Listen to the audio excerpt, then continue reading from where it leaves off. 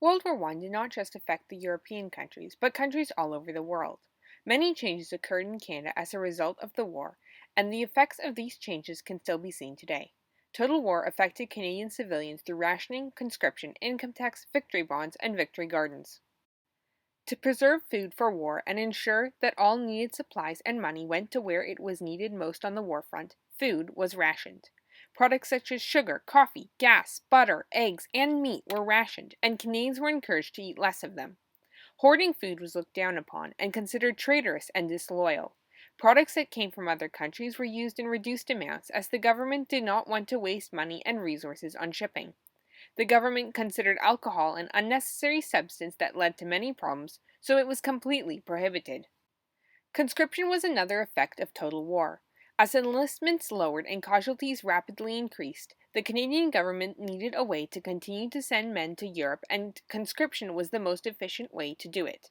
Prime Minister Robert Borden had promised to provide 500,000 soldiers, but from a country of 8 million, with enlistment rates decreasing, this was a difficult promise to keep. The conscription crisis caused riots and further separated Canada from Quebec. In August 1917, the Military Service Act was passed. This act enabled the government to conscript men who were between the ages of 20 and 45. In December 1917, an election was held to determine whether the public was in support of conscription. To help win the election, Borden allowed soldiers and nurses on the front to vote. Furthermore, this was the first Canadian election in which women were allowed to vote.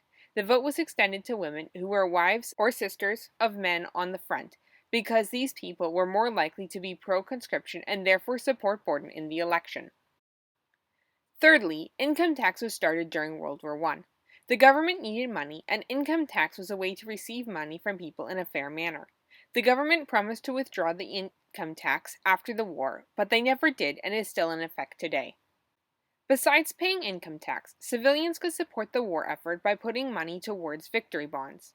Victory bonds were government loans which people could buy.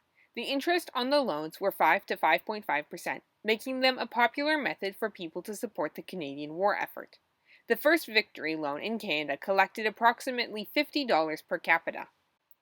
Similarly, people were encouraged to grow their own gardens so that they would not have to buy food. Women's institutes had expert gardeners attend gatherings to encourage people to plant and maintain gardens in their small backyards. These gardens were called victory gardens as they supported the war effort and made the Allies closer to winning the war in a small way. World War I was prominent across Canada, and Canadians did not need to be in Europe on the battlefields to feel the effects of war. World War I has had lasting effects on Canada as it is one of the reasons women were given the right to vote and income tax was implemented.